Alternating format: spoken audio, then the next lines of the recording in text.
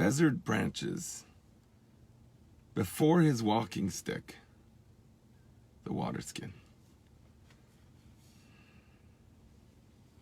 Enough water for one. What if there's enough water? You're in the desert. You both have walking sticks. Not too hard to get. The desert branches off before you, and you can find a walking stick. But what if you only have one water skin? And the nearest, good morning, Yosef. And you have enough water for one. Today's Tanya enjoins us to consider this ethical dilemma. What are you going to do? What are you going to do? You know, the desert branches off at the point when there's only one water skin left for two people. Then it branches off because one person is going and one person is, I don't know what, digging is like a grave, God forbid. So what do you do if you have one water skin full of water in a desert? This nearest settlement, you know, I don't know. You have enough water to get there for one. Otherwise, you're both going to die. So what's the law? Hayecha kaidmin. You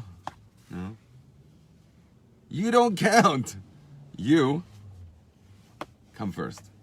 You do count. In this context, you count more than the other person.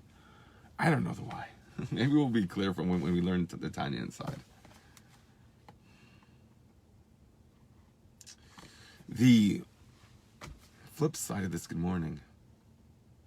The flip side of this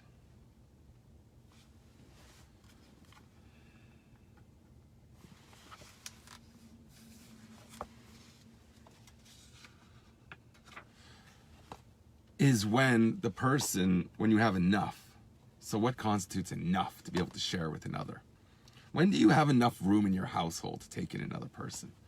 When does that, if you have to have only 3 guest rooms that are vacant, is that when you could have a guest? Is it like Stein? Do we live in a Stein environment? Or do you reach out to someone in your community? The Baal Shem Tov was taken in by his community. I was speaking about that yesterday. And I hope you watch those Rabbi Yossi Platil, the stories that he tells in the video are awesome. So when do you come first? When it's your life or his life? Then you have to come first. And why? But when for sure you don't come first is when you're buying a new Gucci purse and there's a guy that has no home. A guy in your community. I'm not talking about some vagabond. How could you take in every single vagabond in the universe? But there's people in our communities that have nobody and nobody cares. Maybe it will cause me I'll be putting myself out somehow. I need those 3 empty bedrooms to ruminate in. There's no people in the community that can help someone. Anyways, it's a tremendous merit when you get to take someone into your world and help them. That is a merit. That's what we should be pursuing in life. Merit. Looking at another and not saying, you know what, there's only enough water in here for me when there's enough water for him too. So when do you come first? I was saying you don't count. My whole thing was you do count. But you don't count because you recognize what's at your core. It's the luchais inside the aron. There's no gold coins in there or anything. It's just Terra. It's precious. But it's not, it's something that doesn't take up space. Eina min amida because it's beyond measure. That can't be measured. It's beyond measure. The preciousness, don't give me, it's worth $5 million. You're so precious to me, you're worth $5 million. And if someone gives you $6 million, okay. Bye-bye, Charlie.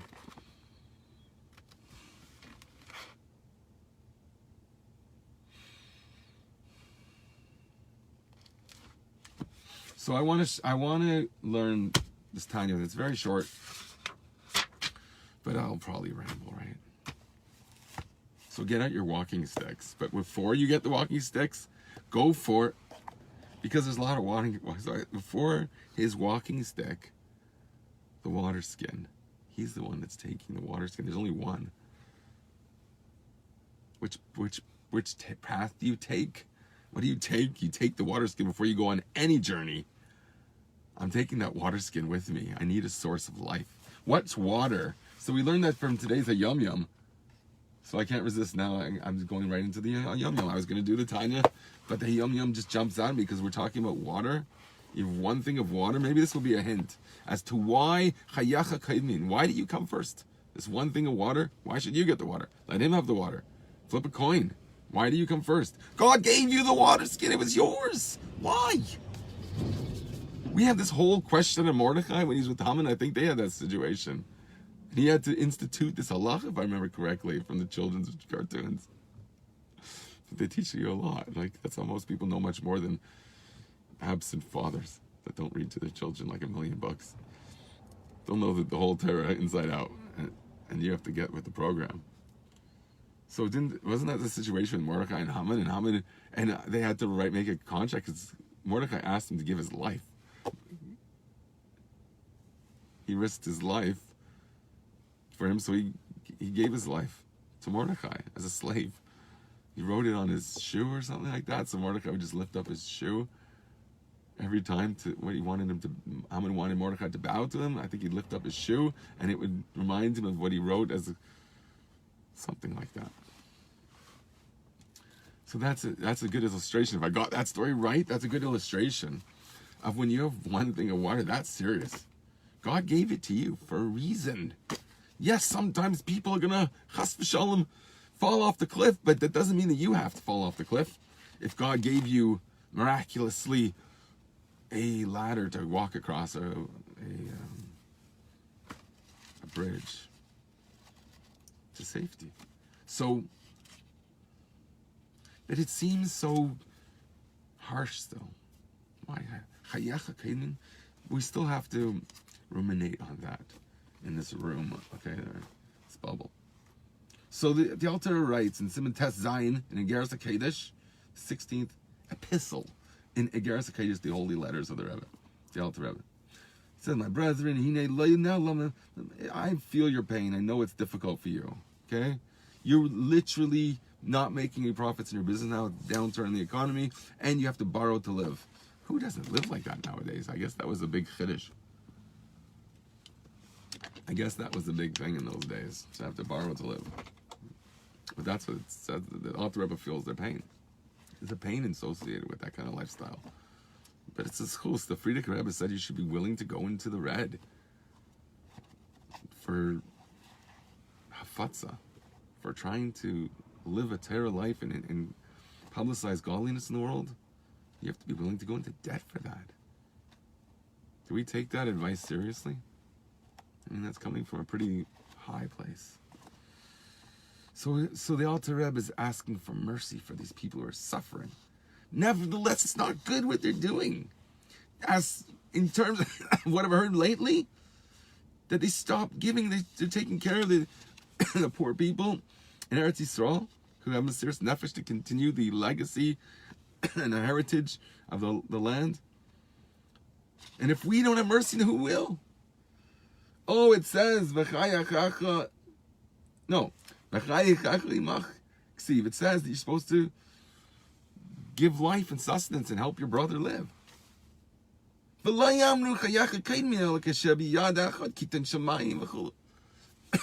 case when we say that your life comes first is only when there's enough for the bare necessities for one person. Like when you're in a desert and you have no pathway to civilization unless you journey beyond what you could do for one. That's like 3 days journey probably before you would die from thirst. So where you're really stranded.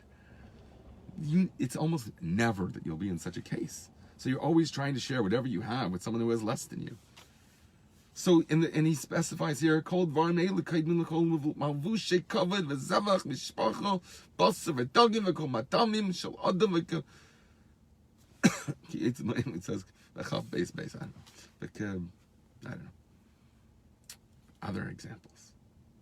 Aval im ha'ani tzarich lechem. If someone needs bread for his family and enough wood, because there was such a thing as wood heating in those days, to heat his home and to give clothes and to in the cold and the like, then you can't go out and have nice clothes and a good barbecue and mishpacha, v'zevach, basar v'dagim,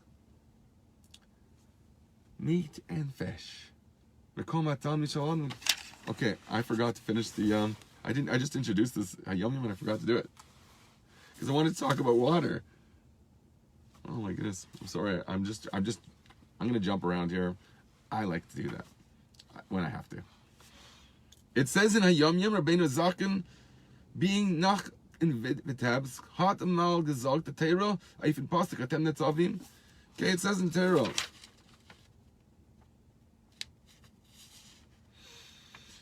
It says, you are standing today before Hashem, your Lord, the heads of you, the leaders amongst you, the leaders of the tribes, everyone until those who chop wood. Remember we spoke about chopping, what if God had told us to chop wood? The Alter ever said that. Then we would chop wood. So everyone, from the leaders of the community to those who chop wood, they took on, I think, the Gibayim, or I don't know, they took on a nation that they were going to maintain this sort of lesser status, but they would serve in the Beis HaMikdash. So this lesser status people who are kept under sort of apartheid. You use a fancier word, I don't know. From the wood choppers to the drawers of water. When it says the wood choppers here, we were looking for what that meant, and I gave a whole drush. Here's a completely different drush. It's not like the way I had it. What does it mean? To cut off the Rabbi's machshavas b'levish, a spiritual interpretation. Those who chop wood, that's a spiritual reference. Remember we spoke about everything as a positive. So here it's talking about the negative aspect of being a sort of a low person on the totem pole of jobs. I don't know. So those who chop wood, to cut off. Oh, so there's the lowly way, and then the way that you learn in Gan Eden, the spiritual way it's interpreted, is going to be something positive, a positive message about someone who's chopping wood. That means he cuts off the multiple thoughts that exist in the heart of man. So here's a positive interpretation. Sheivi mecho, what does it mean to draw water? This is what I wanted to get to. Li sheives hamayim shmatzmichim kol minei tainug. It's quoting the Tanya here, which is probably quoting a Medrash. It says what it means that those who draw water, because water is what causes all types of pleasures to blossom forth. It's associated with water. So we have to redirect that. Here it describes that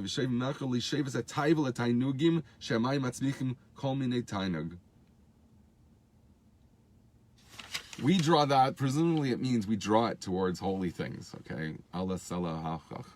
You're going to bang on the rock and out comes water. And we celebrate that. It says, Mayim Shalanu, actually, this was said this is said, actually, it's interesting, I just said that, Allah salah hachach, because the Rebbe Shab said this regarding the mitzvah of Mayim Shalanu. In Pesach time, we draw water that comes from the earth. The water flows in its own way underwater, or it exists there, and you have to uproot it from its source and make it yours. When is it your water? Okay, maybe this is a hint. When does it become your water? When you take it out of the source. The source is from God, and when God gave it to you, you're uprooting it from the source. You're doing the Mayim Shalanu. Mayim Shalanu. When you're gonna burn those matzahs, you got to use special water that's really cold. It's not gonna make any chametz. When you have a passion for something, there has to be a purity associated with that. It was cut off from its source by you and alone. It's like your thing. The mayim which matzmichin komen in tainug, the water that draws all pleasure, has to be used to make it so there's no chametz when you go into the fire. It has to be very cold, so there's no possibility of leavening the flour before it goes into the oven. When you burn, when you have a passion for something, when you know it's pure, when the waters, your desires are not for selfish reasons, rather they're so that there's no chametz, there's no leaven, there's no haughtiness, there's no arrogance associated with your passion in life. It's not me imposing myself on somebody else, it's me welcoming in another. So here it says, just one more thing on this. I know I'm jumping around. I'll make you crazy today.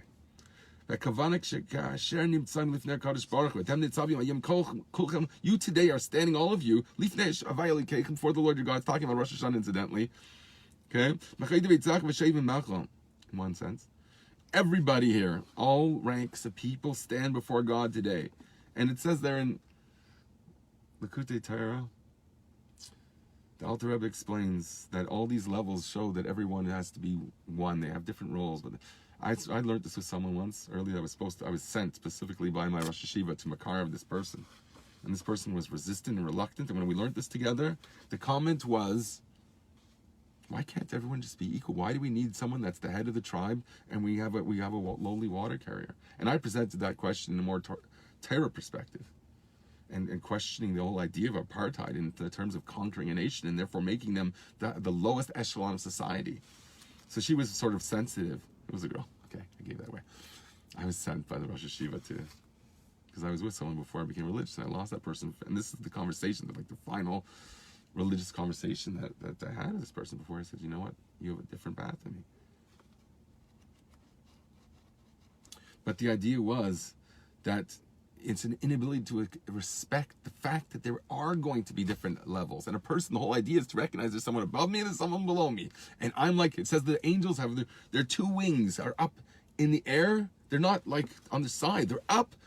What, I guess they're like pointing, they have 2 points on them or something like that, because the idea of one of them, I can't remember if it's the right or left, because usually the left is the recipient, but maybe this stronger one is represented here, to receive from above. One of them is used to draw down from channeled from above, from godly energy upon this malach. When they're singing, they use their wings, they flap their wings, that's their song. So the wings, they're upright, indicating that they're drawing from above, and the other one is indicating that they're emitting the glory of Hashem through this malach, which is like the machinery of divinity. God created this machinery to be able to channel godly energy into the world and to draw down into palpable form. Has to become more magush. Remember, we said the tipin in the mayach of the av goes down to the spine and becomes, what do they translate in Tanya sometimes in the most bizarre English? An effluence. I have not enough influence to tell them to change the word effluence, that people don't. But it's right. It's a good translation. It's just, look what people are listening to in their music and see the way people talk, and everyone in I don't want to say. I will shut up. So everybody. So this was the idea of, why can't everyone be equal from this outset? Let everybody be that's like a communist idea. And there was communist influences here in this thinking, like overtly, but not like in a political, like militant way. More philosophically. Okay. So that takes me back to the Tanya. So someone one day spliced different parts together so it actually makes sense. That the Fuzili brain that we're supposed to have shouldn't be a spaghetti noodle meandering through the wilderness, through the desert branches off. We have different paths. Sometimes you go this way. One's going to survive the journey, and the other one, sometimes you have to break away from a path. As you say, I have to go this path. This person needs help, and it's difficult. Not everybody can understand the person's moral path. He says, that's my jug of water. What do you mean it's mine? It's all, you can share with me. Allah is, no, it's his. Why? So I gave a whole crazy drush. Rewind 3 minutes, about 4 minutes. So that was crazy. Maybe it's right, but if that's right, wow. I think that's kind of, think about it with the Mayim Shalana, because I got a remez from the Yom Yom. So did I finish that? That the Rebbe Rishab says regarding Mayim Shalana, this whole procedure, and I don't know what that means. Waters flow. You uproot them from that flow and make it yours. Your water. Mayim Shalanu. So I gave a whole drush why it has to be Mayim Shalanu, the whole mitzvah of having this water drawn from a well in the nighttime. It's a whole very mystical thing. And I remember Rabbi Vichman, the Rosh Hashiva I mentioned before, Alav Shalom, just out in the rain. He wanted to cheer people's spirits up. He had Yana Machla at the time, I think, and was dying. He died not long after. But it was raining outside and cold, and it was towards the evening. It was very uncomfortable. And he comes by, pulls up in his car, and walks through the mud, and starts dancing. Allah Salah. I think that was the song, yeah, pretty sure. And everyone just joined hands and started dancing in the rain.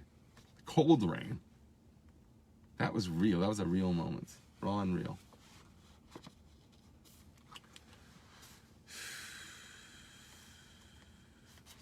So, I just want to focus one more time what it means to be Sheyev Memechal, to draw the water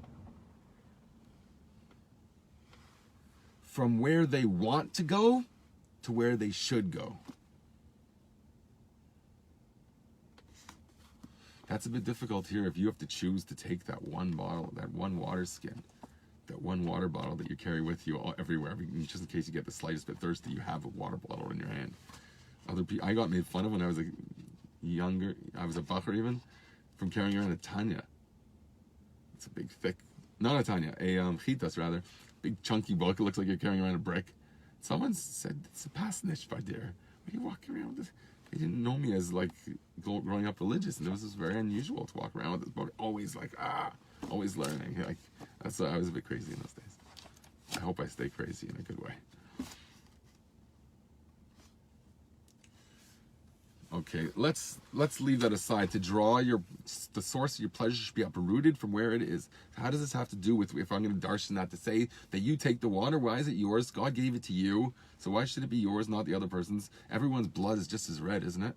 Why should you get it just because God gave it to you? So it's like, okay, maybe it's tied into the whole communist idea. Everyone's equal. No, sometimes God makes the wheel of fortune stop on you, and you are important, because Yaakov Avinu crossed the Nahar Yabak, was it called? He crosses the river and he forgets some Tupperware vessels. What is it, a Tupperware party he was going to the next day? Chalila. He goes back for Pachim Tanim, little chachkas. You went back for a chachka. Really, Yaakov? You have your whole family's on the other side. God gave me this! I want to use it for a good purpose. Maybe I'm going to give it to somebody, but it's mine because God gave it to me, and it's worthwhile going back for everything that God gives me is precious. That's the way Yaakov Avinu viewed his personal property. My family will be safe. They have some older kids there that are watching. Everyone's safe. I'm going back to get what God gave me out of love. He wants me and my family to have that. Why? Because you had it. So there is some sense of your life comes first. It's so hard to get to. I know I'm struggling with this. If you guys understand it, type it in differently. Or you agree with me? Here in this context, the Alter Rebbe is saying it. It's not life and death. Give your brother something. He doesn't have bread to give his family. You're dressing in silk. Or whatever, your leather pants. You're wearing leather pants now. What are you doing? Cut back on your wardrobe a little bit and let them have some food to eat so they could live, in your stead, because you're not living there. So let them have some presence there, and it's our land. I don't know why they're living there. I'm not into I just don't know enough about it to talk about the whole. And when you give tzedakah, you're really just lending money to God, and God's pretty sure to pay you back. Okay, he's kind of has a few bucks in the coffers.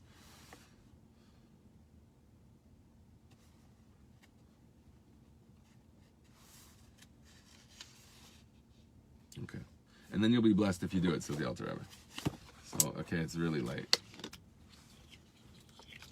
Okay, so let's see if I can summarize. If I'm trying to make a chiddush here about what. So my question is this: the Alter Rebbe is saying, forget about the question on this unusual Gemara. Your life comes first. Why? Maybe it says there. I got to look it up. I'm sorry, I didn't actually have time to look it up this morning. That's really unfortunate. To really know, maybe just explicitly gives the answer, and I shouldn't waste my time speculating. And I'm looking for allusions in today's a Yom Yom, which is not directly related. But I don't know. The Josh made some sense to me, some sense. I give two different angles. One, Chayacha Kaimin means God gave it to you. So he was saying you're important. He wants you to take a certain path in life and take care of the people in your immediate charge. So whatever good you could do tomorrow, if it comes to monetary or is it life and death, then it's a sign that you were meant. God wants you to be the one to survive.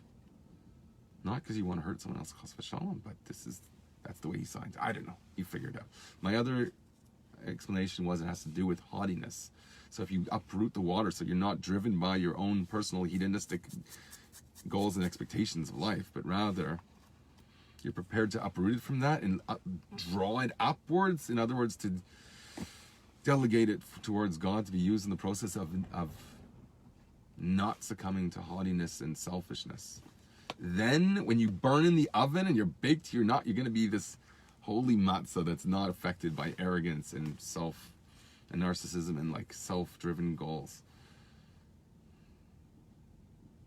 So if we're talking about taking the water, when is it yours? In this context, what I'm saying, it means find a point within you that's not selfish and listen to that voice within you. When it's not driven by your own personal gain. Try and divorce that from your mindset in making that a decision if it has nothing to do with your personal gain. You're uprooting it from your tainu ge'olam, the things that you get pleasure from. So those things that you're uprooting from that and lifting up to God, saying, what is the root? What's really driving me? So you're not denying it. You're not even saying it's bad. You're just saying it has to be directed correctly. So you're directing it upwards towards Hashem. That means like the Torah came from Shemaim, right? Mina Shemaim.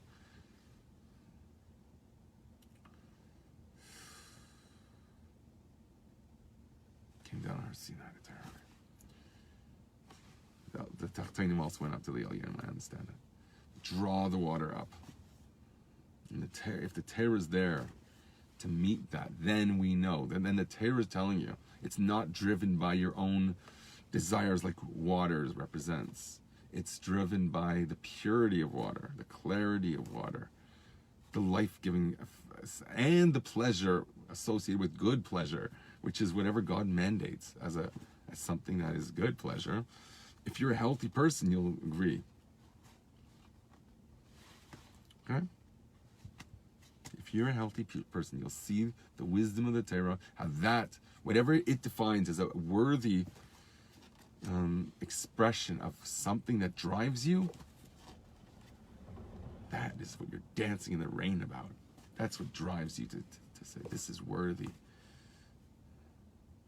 That's in Sukkot we're going to be dancing, sometimes in the rain, but celebrating the Simchas Beis HaShoeva when they drew the water to be used as a libation, celebrating the water, the purity in life, the wine that has color and intoxicating and a smell and an effect and schmack to drink and has taste. We celebrate water also during that's the foundation of the year is based on celebrating water, the purity of it. Here that's associated with purity. It's the beyond. It's the Bina's wine. It's the understanding of something, appreciation of something. Water is beyond. I know I love you because you're greater than me. My understanding. That's water. That's what it represents. Can't be like that all the time. Good morning. But at one time of the year or one time of the day, there is that element that's the foundation. Okay, I said a lot. It's late. We're tired. That's becoming my thing now. Everyone has to go to bed. Did I put you to sleep? Or are we celebrating the water?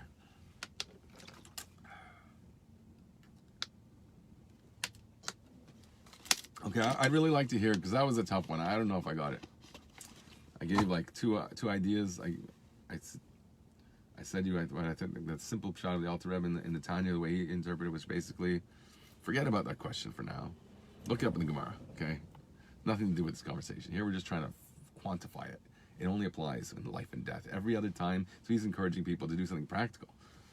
So say, you know what? I don't need that fur coat. I'm going to get the faux coat, the faux fur. I'm going to wear that. So leave a label on, so when the Pita wants to do some graffiti on it,